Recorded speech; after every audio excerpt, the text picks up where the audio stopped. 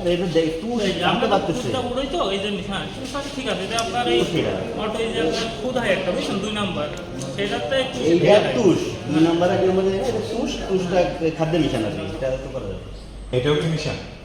আচ্ছা, আমরা শ্যামলাগাছি নামক স্থানে আহ, বাবলু ট্রেডার্স এই প্রতিষ্ঠানে আমরা পূর্বে একটা তথ্য পেয়েছিলাম। সেই তথ্যের ভিত্তিতে এখানে অনুসন্ধানে আসে। আমরা যেটা দেখতে পাই যে এখানে উনি আহ, গমের ভুসির সাথে উনি মানে ব্র্যান্ডের গমের ভুসি কিনে সেই ভুসি আলাদা করে সেটার সাথে আটা এবং তুষের গুঁড়ো সেটা মিক্স করে উনি ভেজাল পশুখাদ্য উৎপাদন করতেছেন।